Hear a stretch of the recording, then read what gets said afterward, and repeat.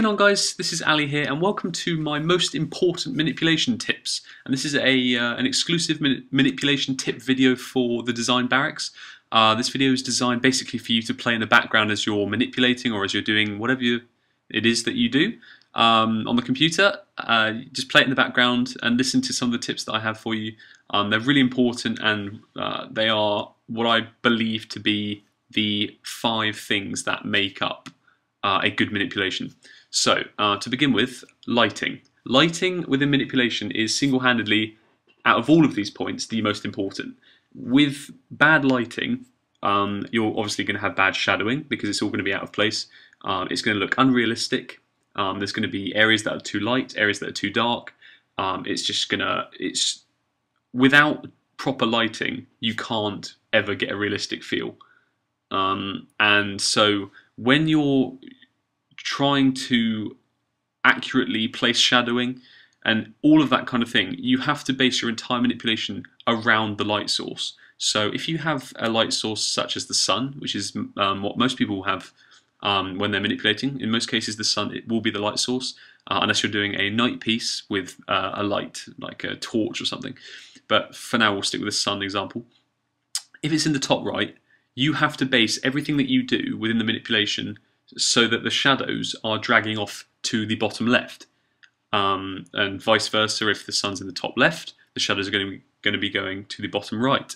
But you have to focus everything around the light source. That's just the simplest way of putting it, because without doing that, you're then going to have a completed manipulation, and the shadowing is all going to be wrong. Or if you leave the shadowing till last, that's also can work in some cases if you're doing a simple manipulation, but I would definitely recommend doing the shadowing as you go so that you don't have to worry about it later on. And also you can get a feel of how it's going to look with the rest of the shadows when you do it piece by piece. So that is the lighting. The next point I want to cover is blending. Blending is very important in manipulation. Without good blending, your pieces aren't going to look very well constructed. They're going to look as if they've been built up on layers, and the final image is also going to look layered. Whereas I'm sure that a lot of you, if not all of you, are going to want your final image to appear as if it is one image, just one solid image, and it all looks well compiled as if it's meant to be the way it is. Blending basically allows for imagery to fit amongst a scene. So if I was to say that I'm going to blend someone into a scene, it means that I'm going to work on all of his features in terms of lighting, positioning, coloration, to make him fit within the landscape, for example. So blending can incorporate some of the other points that I've got, such as lighting. One way of making something fit within a scene is to focus on the lighting and make sure that the side of him that is closest to the light source is slightly brighter, and the side furthest away is darker, so it looks like he's fitted in terms of the light.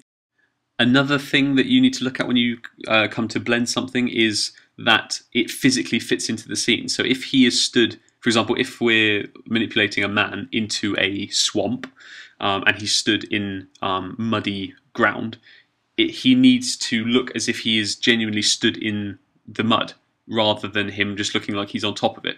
So this means that you need to work on there being areas of mud that are in front of his shoes, so that it looks like he is actually positioned within it. And what a lot of people do, which is a very bad technique, is to make something blend. You will take a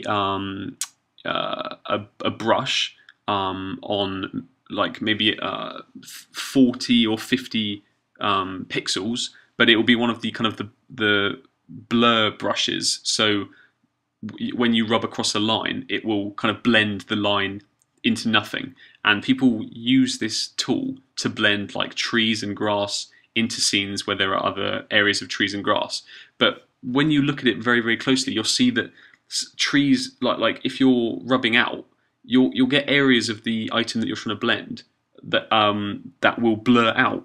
And within life, you don't have bits of land and buildings that are slightly blurred on one side.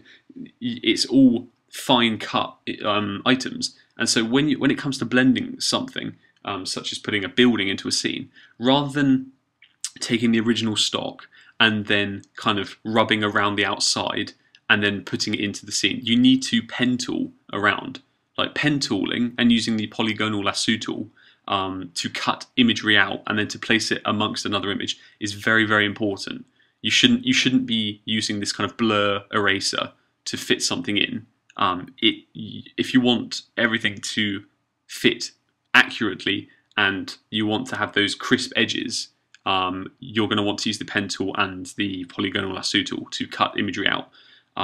Even when it comes to stuff such as grass, if someone is stood amongst grass and you want some blades of grass to be appearing in front of the shoes of the person that stood on the grass, although it is much more time consuming, it is much better to use a pen tool and cut out the individual blades of grass so that they are on top of the shoe crisply, rather than using this kind of blurred eraser to kind of roughly blend bits of the grass in, when in actual fact when you look up close the grass blends to nothing and it really doesn't fit. So you should always be using pen tool and polygonal lasso tool to cut imagery out to then position it.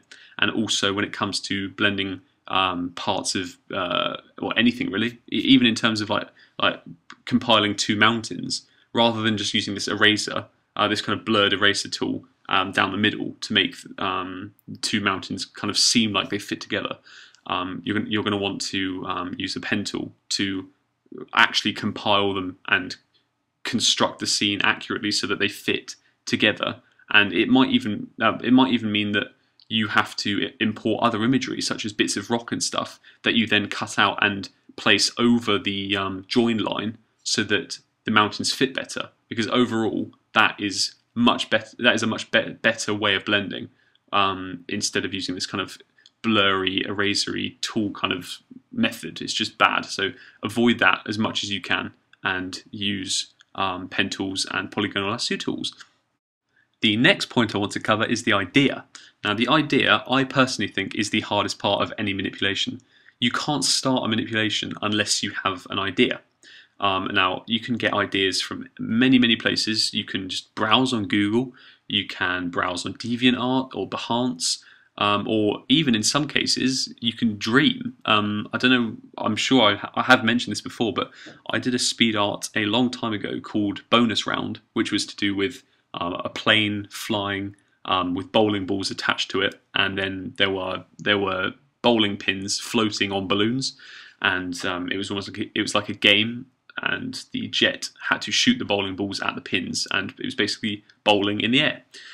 This was actually an idea that I got from a dream that I had, and I know it sounds weird, and a lot of you aren't even going to believe it, but that's what happened. So you can even get ideas from dreams, and you can get some crazy ideas, and because the idea is pretty much everything, you need to make sure that it is one that is interesting, that people can in some cases relate to. That's always good, and also that it's fun to base your manipulation around. If you're going to be manipulating something for 5 hours, you're going to want to have a nice idea that you're going to enjoy working around, because you're going to have to research for stocks. You're going to have to spend hours looking for relevant stocks and things.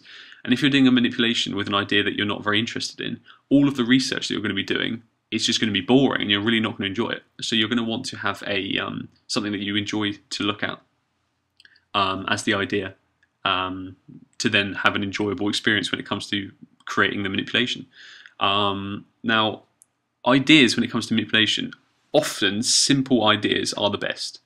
If you try and come up with some crazy, wacky, complicated idea, people aren't going to understand it, people are going to get confused, and people just aren't really going to enjoy the video if it is a speed art, or just they're not going to enjoy the final piece. So you need to keep it simple, but it needs to have an original twist.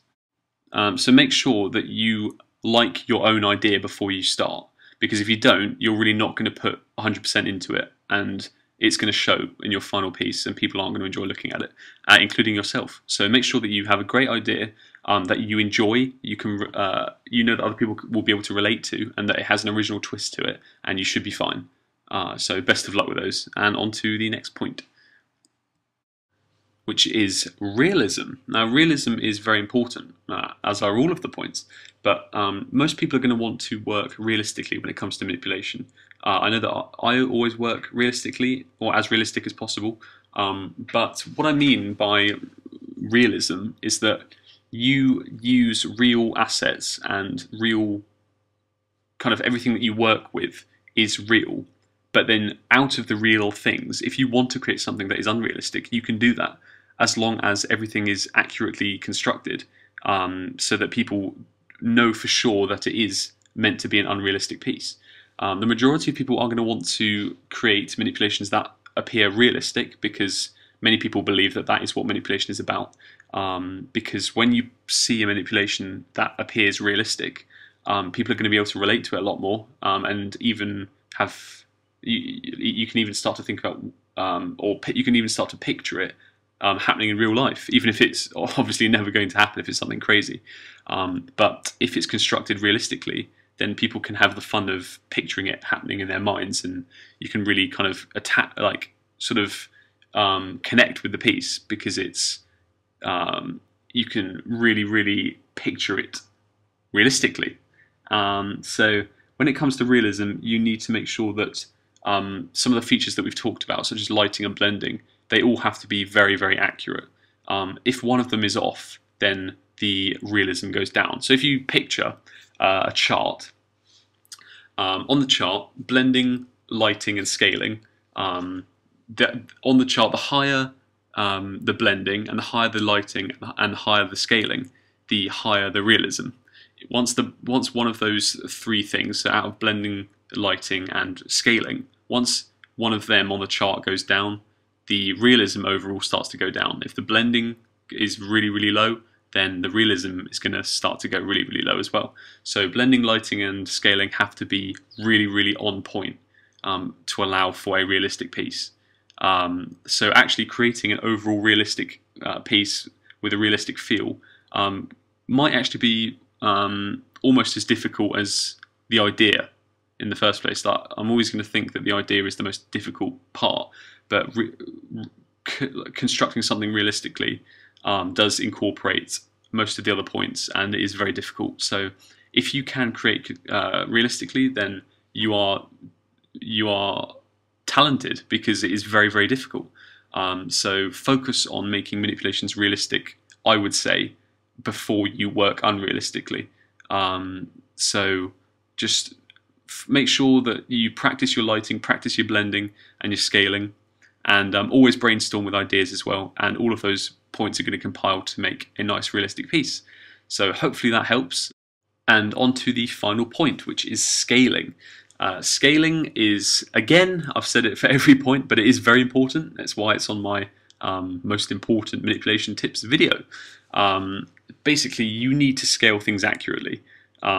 When going back to creating a realistic piece, you need to make sure that the scaling is right, which basically means if you've got a mountain in a piece, chances are the mountain is going to be the biggest part of the piece. So it's going to take up the most room, unless it is really far away. And I'm sure a lot of you know that in life, if something is close, it is bigger, and if it's far away, it is smaller. So you need to get kind of into the mindset of thinking, right, the landscape is going to be furthest point away. Like the furthest thing away from the viewer's eye is going to be the background landscape. So you're going to want to make that small, but still keep it scaled in terms of kind of life. The feature, or the focal point of your manipulation, is the most important part to get right when it comes to scaling, because that is what everyone looks at. Sometimes here and there you can get away with a few minor scaling errors when it comes to the landscape or the backdrop, but when it comes to the actual focal point, everything has to be perfect. So for example, if you're using a person, and then he's going to be holding or he's going to be swinging or climbing a tree, obviously the tree is going to be bigger than the person. Like, this is like scaling.